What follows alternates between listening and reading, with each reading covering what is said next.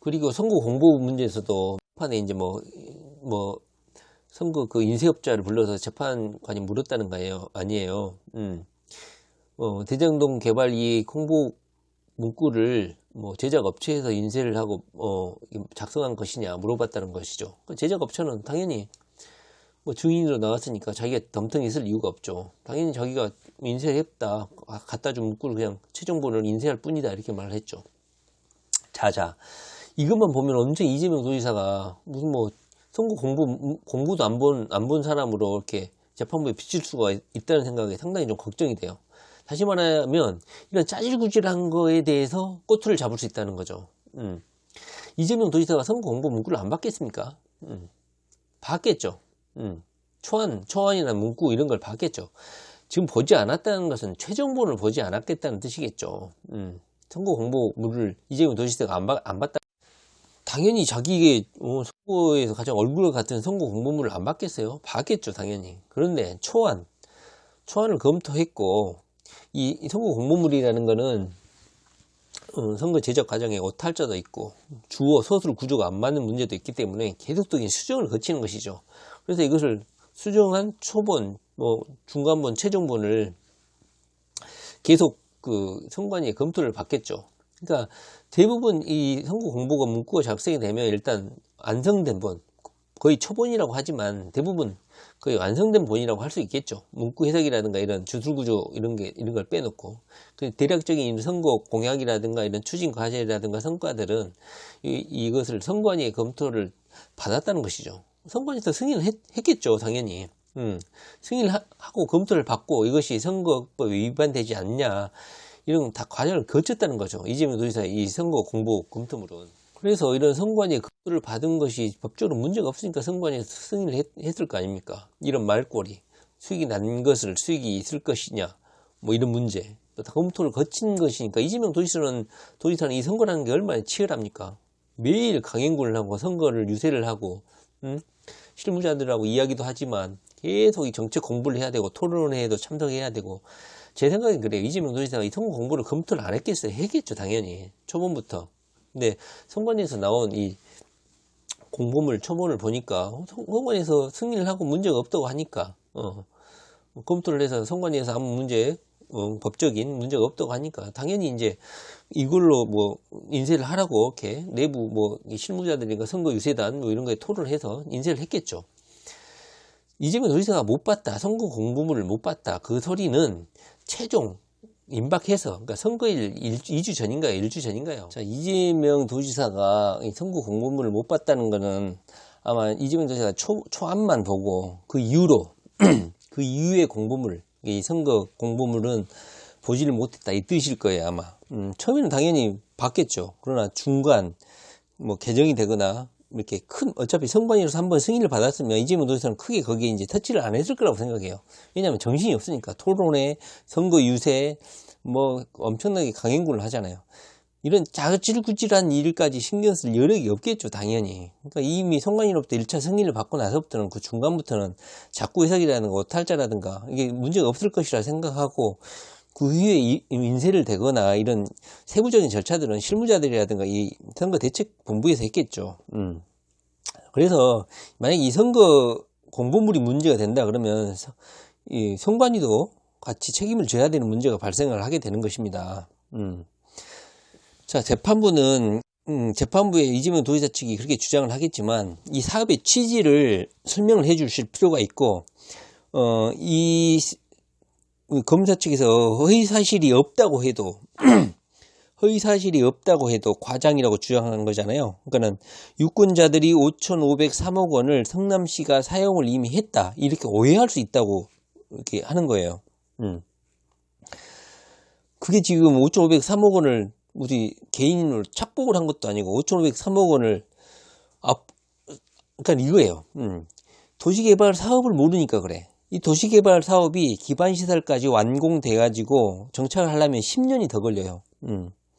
그렇다면 지방자치단체장의 임기가 끼기가 4년이고 연임해야 8년이고 이런 것인데 3기 연속을 할 수 있겠지만 그 와중에는 자신의 이런 정치 업적이라든가 시민의 만약에 이런 자기가 행정 도중에 이런 자신의 시정 도중에 자기가 이렇게 진행 중이고 추진 중이고 있는 이런 시민을 위한 공익사업을 광고도 못하고 말도 못하고 이렇게 내가 시행 중이다, 가져왔다, 내가 이렇게 문서로 다 돼 있는 이행 합의 각서도 돼 있고 부지에서 합의도 돼 있고 이 토지 보상도 다 끝나가지고 그 토지 보상금이 전부 다 보상을 되어가지고 수익 이익이 확정된 이 상황인데도 말을 못해.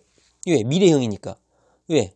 토지 기반 시설이라든가 이런 모든 사회 SOC가 다 완성이 되려면 이 도시개발 사업이라는 게 워낙 큰 사업이기 때문에 10년이 더 걸린다고. 근데도 10년 동안 말을 못해. 왜? 미래형이니까. 이게 뭐야 이게. 이런 말다툼, 말장난, 이런 치사하게 하면 안 된다는 거야, 재판부가. 근데 그게 걱정이야. 이 공부만 하는 애들, 아무것도 도시개발 사업에 대해서 아무것도 모르는 이런 범생이들이 이런 복잡한 도시개발 사업, 공공사업에 대해서 모르니까 팜플렛을 인쇄업자가 보셨어요? 이딴 질문이나 하고 있어요. 답답한 노릇입니다. 이재명 도지사가 그래서 한숨을 푹푹 쉬는 거야. 이 멍청한 아무것도 모르는 이 범생이들. 도시개발 사업이나 행정 절차를 다뤄보지 못하는 이런 애들이 이걸 재판하고 있으니 얼마나 답답하겠습니까? 그러니 선거 공부 인쇄업자가 당신이 이 초안을 작성했어요. 미친놈 아니야 판사? 인쇄업자가 왜 그 선거 공부 초안을 작성해? 이 멍청한 놈아 판사야. 인쇄업자는 인쇄만 하지 잉크 묻혀가지고. 이 인쇄 공부는 선관위에서 승인된 것이라니까? 이 미친놈아 이 판사야. 니 지금 내가 딱 꼬라지를 보니까 니 선거 공부에 너 탈자로 니 지금 이재명 도지사한테 100만원 선고하려고 하지. 미친 새끼야. 이거는 성남 시민을 위한 위대한 사업이라고. 자, 그렇습니다. 자, 의외로 이 대장동의 선거 공부 문구, 이것이 소송 쟁점으로 떠오르지 않을까. 조금 걱정이 되는 상황이지만, 아까도 말했듯이 무슨 성남시 공사도 안 했는데 이미 인재 초안 사업 계획서 정도 나왔는데 이 사업을 추진해가지고 어느 정도 성과를 이뤘다. 이 정도의 광고는 거의 과장 광고죠. 검찰들이 쪼른 게 그거야. 허위가 아닌 거야. 허위 사업이 아닌 거야. 계속 허위로 주장하다가 이재명 너 왜 허위라고 광고했냐, 허위라고 유세했냐. 이재명 도지사가 주장하니까 허위는 아니지만 이제 광고라니까, 과장 광고라니까, 과장이라니까, 과장 아니라고 이 썩을놈들아. 이게 과장이야? 이 사업이 진행되고 있고 이미 확정 수익형 공공사업인데 이 정도 그러니까 핵심은 그거야. 이재명 본인을 위한 사업이 아니라고. 이 재판부 이 적폐 세력들아, 성남 시민 몇십만 명을 위한 것이라고.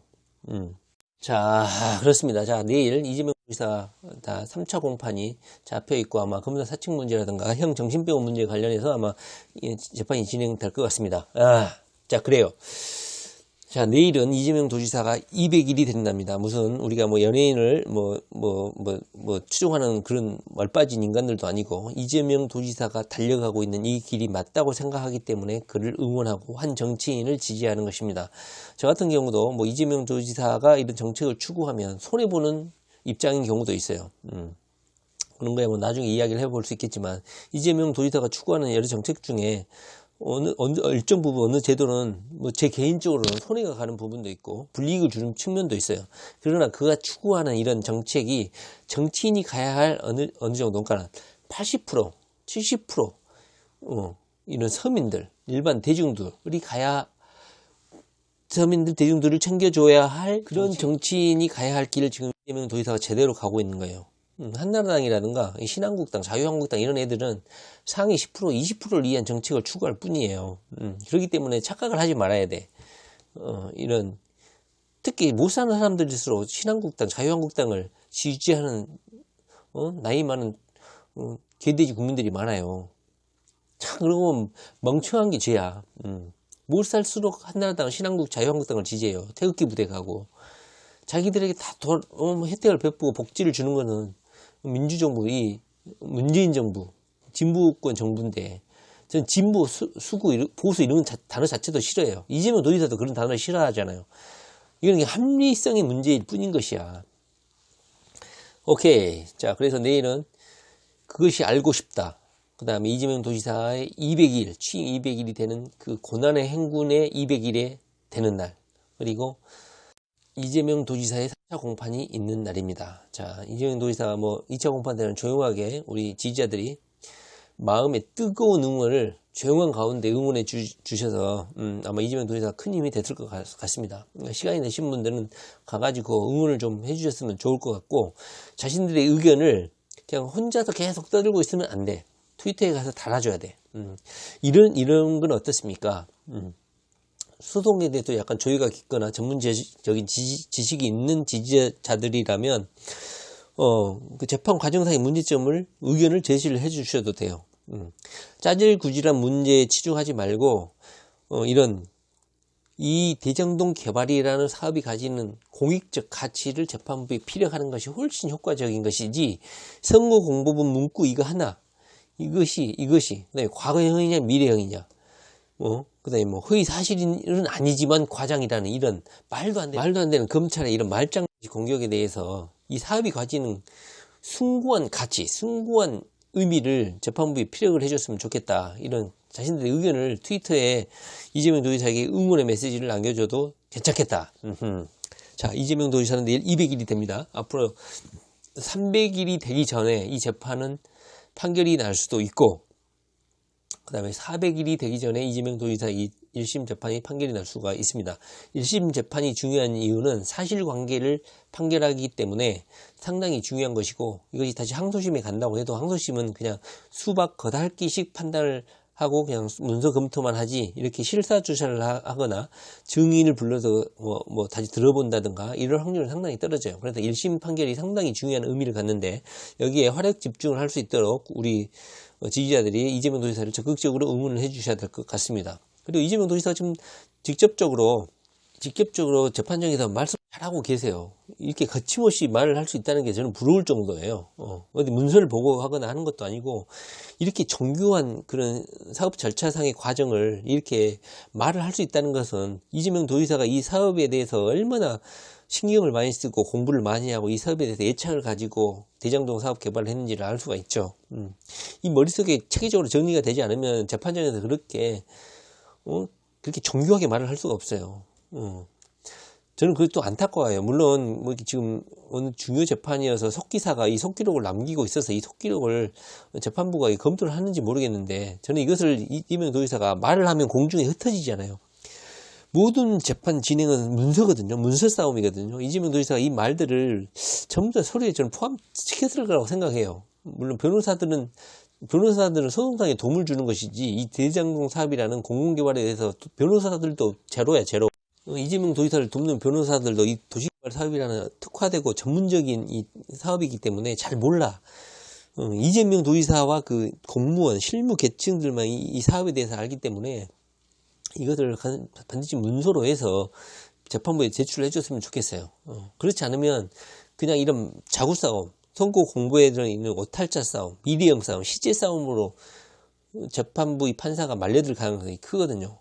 재판부가 인식해야 될 것은 이 사업이 선거 공보에 있는 전혀 있지도 않는 사업을 선거 공보에 쓴 것도 아닌, 시민의 품으로 이 많은 수익을 돌려주려는 한 정치인의 치열한 싸움이 담겨있는 선거 공보다, 선거 공약이었다. 이것을 이해한다면 절대로 허튼 판단을 내릴 수가 없다는 거죠. 그러나 정치 외압 세력이라든가 경기도의 이런 재벌들, 이런 이해관계 세력들이 외압을 받고 있는 판사라고 한다면 가장 울거먹기 좋고 다툼이 소지가 적은 이런 말구를 잡아서 판단을 내리는 이런 오판을 할 수가 있다는 겁니다. 정신 차리세요, 재판부도. 오케이. 자, 현재 이 기나긴 싸움은 치밀한 스케줄과 프로그래밍에 의해서 진행되고 있다고 저는 생각합니다. 결국은 종착역을 달려가고 있는데, 이재명 도지사는 재판부를 믿고 어차피 광야에선 장비의 심정으로 홀로 된 싸움을 하고 있어요. 오직 국민들의 성화와 지지, 응원 이런 것이 없으면 이재명 도지사는 쓰러질 수밖에 없어요. 이 자본주의 사회에서는 돈이 최고거든요. 돈과 권력. 재판부라든가 이재명을 공격하고 있는 세력들은 철저하게 힘과 돈을 가지고 있어요. 그래서 절대 쉽지 않는 싸움이라는 것이에요.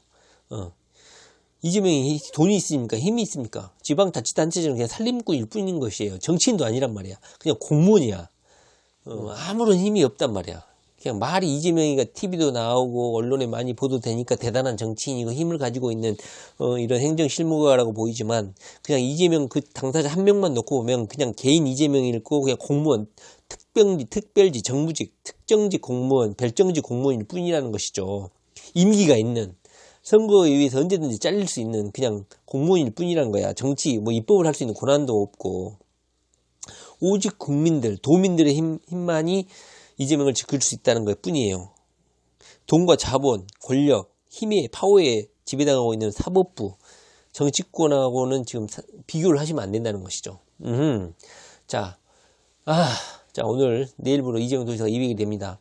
이재명에 대한 200일 동안 치열하게 달려온 이재명의 200일은 다음 시간 내서 한번 알아보기로 하겠습니다. 가장 200일 동안 가장 기억에 남는 거는 여러분들도 뭐 경남시에서 추진했던 이 불법 사채업자, 고리대 무업자를 뭐 경기도 사법경찰관을 체제를 갖춰서 적극적으로 조사한다든가 환경오염, 법을 지키지 않고 환경오염을 시켜서 사적 이익을 취하는 이런 환경오염 업체들을 단속한다든가 그냥 불량식품을 단속한다든가 이런 경기도 사법경찰청 체계를 확고히 하고 있는 것 같습니다. 어제 또 트위터를 보니까 이런 사법경찰에 봉사활동하실 자봉하실 이런 도민들을 또 모집을 하고 있는 것 같아요. 경기도민들은 적극적으로 한번 참여를 해보시기 바랍니다. 그리고 기억에 남는 두 번째 가장 큰 이재명 도지사 200일 중에 가장 기억에 남는 것은 억강부역이죠. 이 가치를 수면에 가라앉아 있었던 이런 억강부역이라는 정신을 지방자치단체장이 주창했다는 것. 이것은 한국 정치사적으로도 상당히 의미가 있는 구호라고 생각을 해요. 지금까지 많은 정치인이라든가 이 공무원들, 이런 권력자들이 자신의 권력과 명예와 이런 인기도를 위해서 정치를 했던 게 사실이에요. 물론 이런 정치를 하는 것이 오히려 부수적이고 자기의 정치 권력과 이런 사리사욕을 취하는 것이 원래 메인이 돼버렸어요. 국민들은 2순위가 돼버렸고, 그런데 이재명의 이런 억강부약이라는 주창, 이런 모토가 많은 지방자치단체장들에게 경각심을 줬죠. 우리는 자기 자신은 도민들이 맡긴 고난과 세금과 돈을 아껴서 살림살이하고 그 일을 억울한 사람이 없이 그리고 약한 사람들을 위해서 대신 일을 하는 머슴의 역할론을 계속 주창을 했고, 이것이 언론에 보도됨으로써 많은 그 지방자치단체장과 정치인들에게 각성을 주는 계기가 됐다는 것이죠. 자, 그리고 세 번째, 수술실. 경기도민들이 가장 그 기억에 남고 인상 깊고 가장 잘한 일로 뽑은 게 경기도 수술실 CCTV 설치라는 거죠. 기존에 뭐 영업사원이 의사를 대신해서 수술을 한다든가, 뭐죠?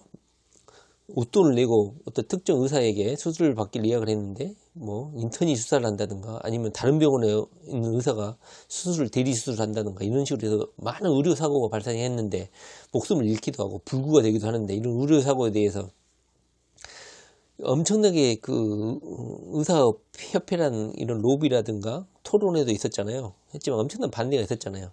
그러나 국민들이 바라고 도민들이 바라는 사업이기 때문에 이재명 도지사가 추진한 거 아닙니까? 결국은 해냈어요. 그것을 제 기억으로는 우리나라 정부 복지부인가요? 거기서도 권장했잖아요. 한국의사협회에. 이런 수술실 CCTV가 국민들이 압도적으로 찬성하는 거니까 대한민국 의사협회는 수술실 CCTV 설치를 좀 해달라 이게 권장하기도 했잖아요. 정책적으로. 그리고 대한민국 정부도 공공병원 국립병원은 CCTV를 설치하겠다, 이렇게 앞으로 하겠다 의견을 국책사업으로 반영되기도 했어요. 다시 말하면 200일 동안 이재명 도지사가 했던 일들은 대한민국 사회에서 상당히 파급력이 있고, 그 다음에 이슈 주도적이고, 그리고 많은 국민들이 원했던, 가장 한번 긁어서 이 등을 보면 등 한가운데는 엄청 긁기 힘들잖아요. 그 가려운 부분을 터치를 해줬다는 거예요. 그리고 두 번째로 뭐 자세한 내용은 다음 시간에 한번 살펴보겠지만, 공공건설 원가 공개, 그 다음에 이 건설업체들과의 대전쟁을 했잖아요. 전쟁도 아니에요. 그냥 합리적인 정책을 제시했을 뿐이에요. 공공건설 원가 공개 및 표준시장 단가, 이거를 홈페이지라든가 경기도청에 올리고 후분양제를 도입을 하겠다. 이거는 진짜 건설 업계에 30년, 40년 동안 이루어지지 못한 정책이었거든요. 원가 공개, 분양 원가 공개.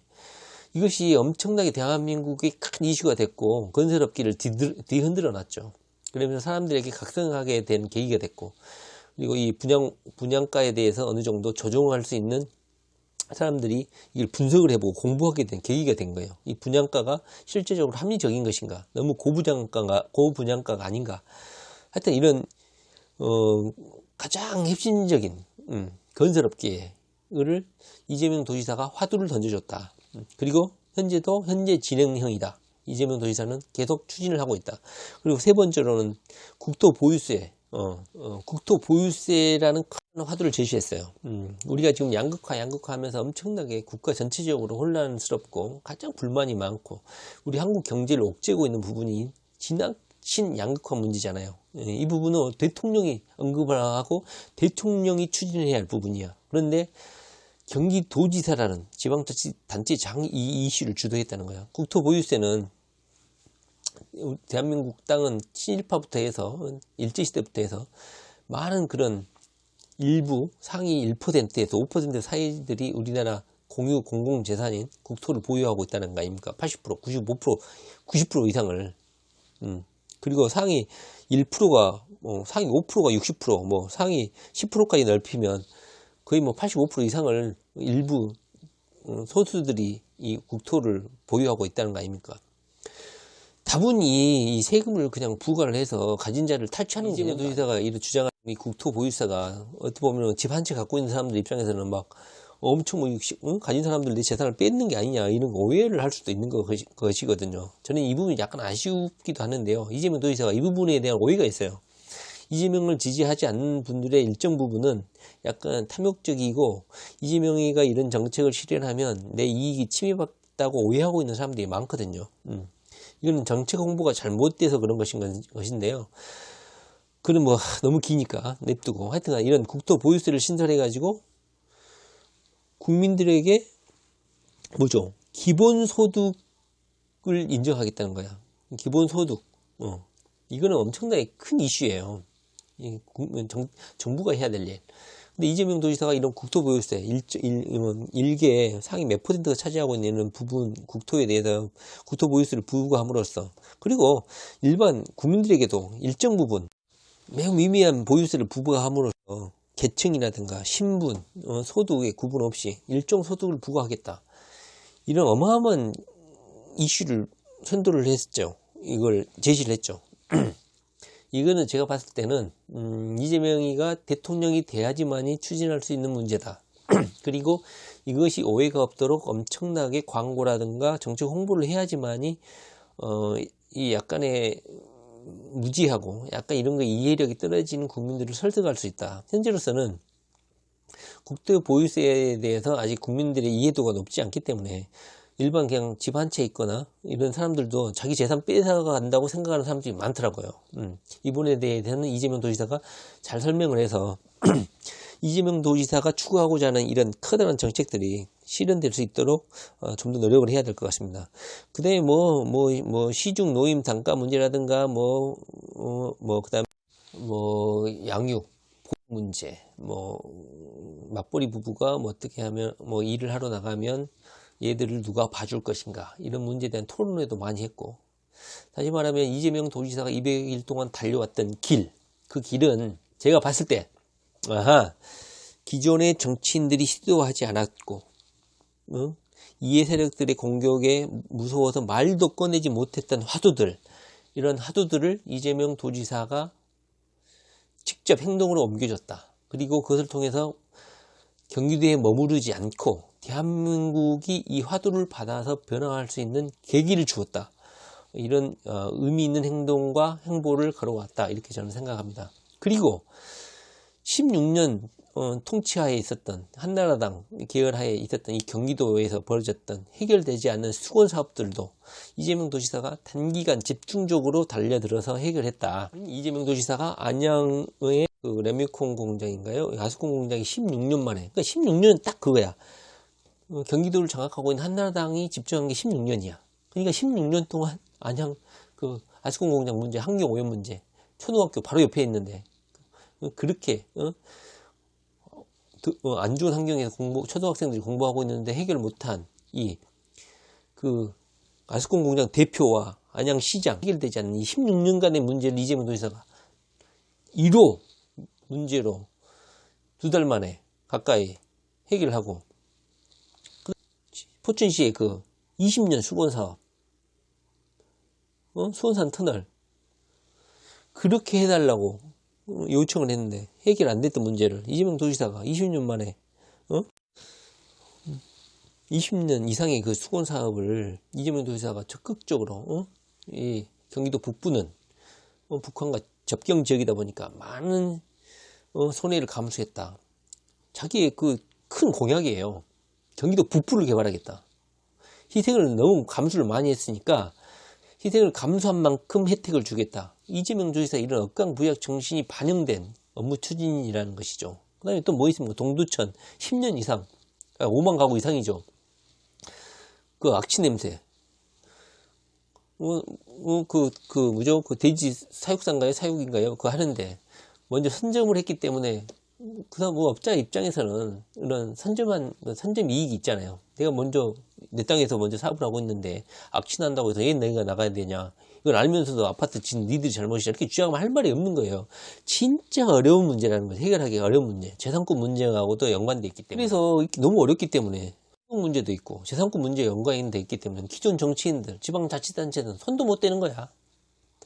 그런데 그 반대쪽 이 하천을 중심으로 오른쪽에 있는 그 5만 명 이상의 그 신도시에 있는 주민들은 500명도 아니야. 5만 명이면 거의 어마어마한 숫자예요. 그 악취와 바람이 있어서 억취에 시달리면서도 말도 못하고 말도 못하죠 당연히. 그런데 협상의 달인이라고 할 수 있죠. 서로가 만족하면서 당연히 그 먼저 입지를 하고 있는 그 앙돈 그 업자한테도 손해를 주면 안 되겠죠. 손해 없이 윈윈하면서 이걸 해결할 수 있는 능력, 이것이 바로 행정실물과의 능력 아닙니까? 이것도 해결했어. 그러니까는 기존에 해결하지 못한 경기도 내의 산적한 문제들을 이재명 도지사가 해결해온 200일이었다. 저는 그렇게 말을 할 수가 있습니다. 경기도민들도 동의하시죠? 저는 이재명 도지사가 달려온 200일, 이 험난한 투쟁에, 그 다음에 잠을 설쳐가면서 일했을 이재명 도지사의 200일에 대해서 우리 경기도민들이 이해를 하고 응원을 해 주실 거라고 저는 생각합니다. 그 이외의 수많은 일들은 다음에 시간을 내서 한번 이야기를 해보기로 하고요. 오늘은 200일에서 가장 눈에 띄고 가장 우리 경기도민들이 만족해하는 일들에서 딱 2가지, 3가지만 살펴봤습니다. 자, 내일은 다시 말하지만 이재명 도지사가 200일이 되는 날입니다. 이재명은 홀로 외롭게 자신의 소신을 굽히지 않고 이렇게 삼성공화국에 진입을 해서 어렵지만 굽히지 않고 삼성의 그런 가스 누출 사건에도 당당하게 노동자의 그런 생산 문제가 걸린 문제에 대해서 민간 합동조사도 실시를 하고 그 다음에 의사업체의 반발에도 무릅쓰고 CCTV도 설치하고 여러 노력을 시도를 했습니다. 그 다음에 건설 토목업계의 그런 우수한 반발에도 무릅쓰고 자신의 소신, 자신이 계획했던, 공약했던 것을 실현을 했다는 것이죠. 그러나 이런 오랫동안 계획되었던 이재명 도지사의 반대 정적 세력들, 특히 전해철이라고 의심되는 국문 똥파리들이라고 의심되는 이 체계적인 시나리오에 의해서 지금 이재명이 제거될 위기에 처해 있습니다. 자, 우리 이재명 도지사 지지자들은 응원 메시지를 주시기 바랍니다. 자, 이것이 제가 이제 문재인 대통령을 응원할 때 구입해서 읽었던 책인데요. 자, 문재인 대통령의 운명이라는 책입니다. 자, 이 책을 제가 지금 말을 하고자 하는 이유는 이 내용을 말하려고 하는 게 아니라, 자, 마지막 페이지에 보면, 자, 여기 보이시죠? 여기 문재인이고요. 왼쪽에 보면 바로 옆에, 자, 전해철이가 있습니다. 전해철이가. 자, 전해철이가 있습니다. 자, 어제 여러분들이 그 5개 대기업 총수들과 기업인들을 초청하면서 문재인의 바로 옆에 저 나이도 어린 왜 이재용이가 항상 옆에 서야 되느냐 하는 궁금증이 생겼어요. 이재용이보다 나이 많은 CEO들이 엄청 많거든요. 그런데도 이재용이가 항상 옆이야. 장애 유서도 없어. 유교 중심의 대한민국에 그냥 돈 많고 힘 세면은 대통령 옆인가요? 자, 전해철. 문재인의 옆에는 항상 전해철이가 가장 옆에 있었어요. 그리고 현재 특사로도 파견이 됐어요. 그리고 전해철의 인맥 네트워크라고 생각되는 애들이 현재 이 재판을 담당하고 있습니다. 확실한 건 아니고 의심이 된다는 것이죠. 그리고 전해철 라인이라고 의심되는 분당 경찰서, 그리고 수원지검장, 그리고 수원지방법원장 다 이상하게 생각될 만큼 전해철 라인이라는 것이죠. 그리고 전해철은 경기도지사에 출마를 했었습니다. 그리고 김영환이 이재명을 공격을 합니다. 자, 이렇습니다. 이재명 지지자 여러분들. 자, 저는 이재명 도지사의 팬도 아니고 그냥 일반 국민인데요. 지난 200일을 봤을 때 이재명이 걸은 길은 옳은 길이었다. 이재명 도지사가 한 언행과 정책들. 자, 그가 외롭게 추진했던 많은 정책들은 경기도 의회의 응원도 받고 있다. 자, 지금 하지 않으면 이재명 도지사의 정책들은 쓰러질 수가 있습니다. 그리고 이재명 도지사가 공약으로 제시했던 많은 일들이 대부분은 실현이 됐지만 아직도 많이 남아 있습니다. 이재명 도지사는 한번 뱉은 말은 반드시 실현한다는 그런 의지의 사나이인 것이죠. 자, 그렇기 때문에 이재명 도지사가 이번 재판에 그들이 어떠한 시나리오와 어떠한 돈과 권력으로 이재명 도지사를 제거한다고 해도 오직 도민들과 국민들의 응원과 지지가 없으면 기존의 경기도의 많은 수건사업, 그리고 경기도에서 실천되어야 될 가장 가려운 부분들을 더 이상 실현할 수가 없는 상태가 됩니다. 그렇기 때문에 경기도민들은 반드시 이재명 도지사를 지켜낼 수 있도록 이재명 도지사의 업무를 많이 퍼나르고 응원하고 공유하고 트위터에 가서 이재명 도지사 업무를 블로그로 올리기도 하고, 그리고 유튜브 채널 개설해서 홍보도 해주시고 이렇게 해주셔야 됩니다. 아셨죠?